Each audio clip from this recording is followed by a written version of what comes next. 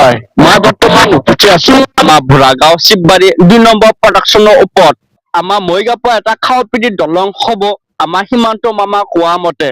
আজি প্ৰায় 20 বছৰ আগৰ পৰা শুনা আছো যে আমাৰ দলং হ'ব এটা খাওপিটি যাবৰ কাৰণে চাক আজি মই গলো খাওপিটি এনে পানী নৌকা দি বহুত কষ্ট হৈছে টকা খৰচ বহুত হৈছে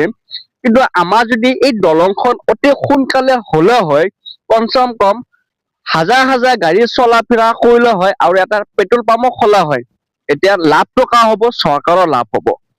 হিমন্ত মামাক আমি অনুৰোধ কৰিছো যে আমাৰ দলংখন সোনকালে দিয়ক তেতিয়া আমাৰ ভোৰাগাঁওবাসী বহুত এটা উপহাৰ পাব বুলি আশা আৰু কিছুমান বুঢ়া মানুহসকলে এতিয়ালৈকে কৈ থাকে যে দলংখন আমি দেখা পাম কি নাপাওঁ কিন্তু আমাৰ হিমন্ত মামা যদি এইটো বছৰত যদি নিৰ্মাণ কৰে তেতিয়া বুঢ়া মানুহকেইটা দলংখন চাই যাব পাৰিব আৰু এটা কথা বিধানসভাত এনে দিছপুৰত যিকেইটা আলোচনা হয় তেনেকুৱা আলোচনাত মানে আমি ভাবো যে হয় আমাৰ ভোৰাগাঁৱৰ পৰা খাওপিটি দলংখন হৈ গ'ল কিন্তু এতিয়ালৈকে কোনো চামান এটা পৰা নাই আৰু কেমো হোৱা নাই আৰু কিছুদিন আগত পানী জুখিবলৈ মানুহ আহিছিল যে দলঙৰ কাৰণে কিন্তু আমি শুনা মতে কিন্তু হ'ব কেতিয়া কিন্তু ভোৰাগাঁৱৰ ৰাইজে সেইটোৱে আশাবাদী যে আমাৰ দলংখন অতি সোনকালে লাগে আৰু চাক মোৰ পিছফালে আছে ব্ৰহ্মপুত্ৰ নদী এনে আমাৰ ভোৰাগাঁৱতো আজিৰ পৰা 20 বছৰ আগৰ পৰা গৰাখহনীয়া হৈ আছে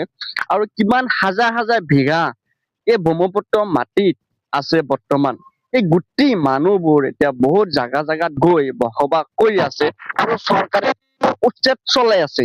কিন্তু আজি যদি এই গোটেই মাটিখিনি থাকিলা হয় চবৰে পাট্টা মাটি কিছুমানৰ মাটি 20 বিঘা আছে কিছুমানৰ 50 বিঘা আছে কিছুমানে 100 বিঘা আছে সেই গোটেই মানুহ এতিয়া ৰাস্তা কিনাৰে থাকিব লগা হৈছে এনেকুৱা বৰ্তমান পৰিস্থিতিত আৰু চৰকাৰে উচ্ছেদ চলাই আছে মামাক অনুৰোধ কৰিছো মামাক আপুনি আমাৰ দলংখনৰ ব্যৱস্থাটো অতি সোনকালে এইটো বছৰতে নিৰ্মাণ কৰি দিয়ক তেতিয়া আমাৰ ভোৰাগাঁওবাসী মানুহ বহুত আনন্দ হ'ব ভিডিঅ'টো লাইক কমেণ্ট শ্বেয়াৰ আপোনালোকে নাপাহৰিব